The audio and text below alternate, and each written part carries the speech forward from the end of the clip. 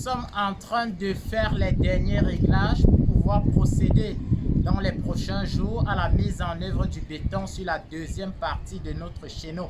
Depuis quelques semaines, nous avons ouvert le chapitre chéneau sur ce projet de construction et dans ce sens, nous avons eu à multiplier les capsules pour pouvoir vous présenter un certain nombre d'éléments en ce qui concerne le coffrage, la configuration et même le ferraillage. Aujourd'hui, nous avons décidé de faire cette autre vidéo pour pouvoir revenir de manière précise et surtout de manière concise sur certains détails en rapport avec ce travail. Si vous vous souvenez, nous avons expliqué que notre chéneau avait une partie intérieure, une plateforme intérieure de 35 cm, une plateforme extérieure de 30 cm et une poutre au milieu de 20 cm. L'ensemble de la plateforme nous donne 85 cm. Est-ce que la valeur de 85 cm, c'est quelque chose qui est pris aléatoirement? Est-ce que cela obéit à une certaine logique? La réponse est naturellement que ça obéit à une logique bien précise. Pourquoi 30 cm à l'extérieur? Pourquoi pas 10 cm?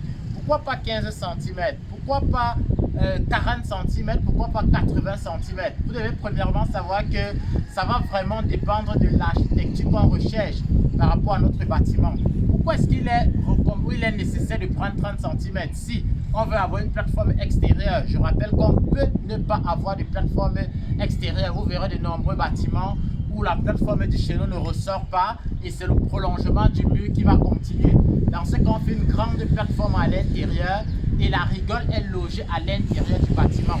Étant conscient du fait qu'il est difficile d'avoir des étanchéités 100% parfaites, nous avons préféré ne pas avoir à traiter ou alors ne pas avoir à mettre la rigole totalement à l'intérieur du bâtiment, y compris les évacuations d'eau pluviale. On a donc préféré mettre 30 cm. Dans les 30 cm, on a 12 cm pour pouvoir gérer le voile qui va monter, la bretelle si vous voulez. Après les 12 cm, on va mettre un tuyau d'évacuation d'eau pluviale de 10 cm. Ça fait déjà 22 cm.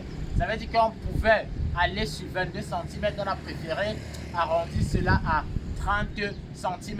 Maintenant, quand on va retirer les 12 cm du voile ou de la bretelle, on a 40 cm de rigole. La partie comprise entre ces deux armatures va donc représenter la rigole. Ensuite, on va couler un corbeau, la partie qui empêche aux eaux de revenir vers le bâtiment. Cette partie sera coulée elle aussi sur 12 cm. Est-ce que 12 cm est une valeur standard? Non, mais il est question de prendre d'autres éléments en compte et je recommande de travailler avec le charpentier. Quand on a donc pris les 12 cm, il va donc nous rester une partie qui servira de support pour les fermes de la charpente. Voilà donc en gros la configuration de notre chéneau. Quand on a fini de le concevoir, il faut donc le matérialiser. Pour le coffrage, nous mettons préalablement des T. On fabrique des T, on les met avec des ficelles pour pouvoir régler l'alignement. Et quand on a fabriqué nos T, on prévoit un petit débordement. On prévoit un petit débordement parce que la joue qui va permettre de coffrer le voile sera calée sur les différents débordements de notre plateforme. Quand on a prévu ces débordements, on les aligne avec des ficelles. Ensuite, on vient mettre des planches. Après avoir mis nos différentes planches, il est important de prévoir le larmier. Le larmier est donc cette petite rainure qui va nous offrir une sorte de creux pour éviter que les eaux qui vont couler le long de la croûtière auront tendance à descendre vers la surface de la dalle. Quand ça va donc retrouver le larmier, ça va directement tomber. Ensuite, il sera question pour nous de mettre des cales béton. Et après, on pourra naturellement procéder au bétonnage. Pour revenir sur le ferraillage de notre chéneau, vous avez entre autres, premièrement, cette poutre qui est donc un peu configurée comme une poutre en T. Nous avons préféré accrocher une autre poutre ici qui, elle, prend appui sur les différents chaînages parce qu'elle va traverser plusieurs chaînages. On a donc notre poutre ici et après cela, nous avons des éléments porteurs en bas qui prennent appui ici et qui ressortent donc là. On a des éléments de répartition au-dessus. Et compte tenu du fait que notre chéneau sera fortement sollicité parce qu'on viendra traîner des poteaux descendant là pour réduire nos maçonneries, nous avons prévu en plus de tout cela une deuxième nappe. On aura certainement l'occasion de revenir sur cela dans de prochaines capsules. D'aucuns me diront pourquoi avoir prévu une dalle pleine de 12 cm, pourquoi pas 8 cm, pourquoi pas 10 cm, pourquoi pas 15 cm. Moi, je vous ai toujours dit que chaque projet de génie civil est unique, chaque projet est particulier. Quand nous partageons notre travail, ce n'est pas pour universaliser.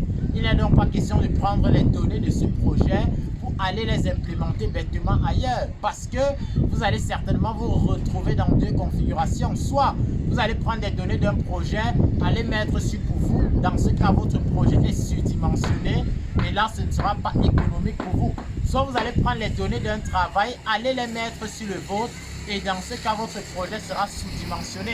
Et quand c'est sous-dimensionné, nous connaissons tous les conséquences. Si on veut, par exemple, revenir sur les raisons qui nous poussent à avoir une plateforme de 12 cm, c'est que au-dessus de ce chéneau, il y aura déjà les travaux d'étanchéité, il y aura une plateforme, je vais dire des poteaux naissants, ensuite des maçonneries de parpaing sur une hauteur considérable. Cela peut naturellement justifier notre double ferraillage. En plus, quand on parle de chéneau, il est question également de parler de section hydraulique. La section hydraulique est dans la partie du chéneau qui sera en contact avec les eaux pluviales.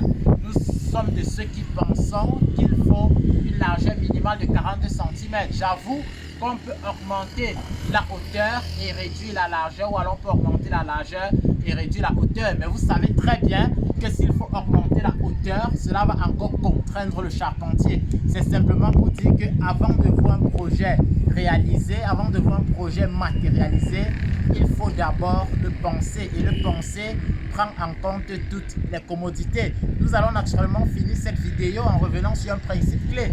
Quand on parle de chéneau, le chéneau est déjà un dispositif en béton qui permet de collecter les eaux pluviales afin de les acheminer dans les canalisations. Qui dit donc acheminer, dit prévoir les descentes d'eau pluviale. Nous allons venir à des endroits spécifiques, prévoir par exemple une naissance. Ici, une naissance. Là-bas, l'idée est de ne pas multiplier les naissances au niveau de notre chéneau. Si vous êtes passionné de génie civil et qu'au quotidien, vous souhaitez vivre de belles aventures, je vous invite naturellement à vous abonner à nos différentes plateformes digitales. Avant de finir avec cette capsule, les éléments qu'on prend en compte pour dimensionner la rigole d'un chéneau, c'est le coefficient de ruissellement. Si l'eau va couler sur une tôle, quelle quantité va être déversée? C'est la pluviométrie. C'est aussi la surface totale de la toiture. Vous savez que si on doit faire un chéneau pour un supermarché de 700 mètres carrés et si on doit le faire pour une maison de 190 mètres carrés, naturellement, la section hydraulique de 190 mètres carrés sera un peu plus petite que pour 700 mètres carrés. Merci de vous abonner pour nous donner de la force et surtout, à très bientôt pour de nouvelles capsules génie civil.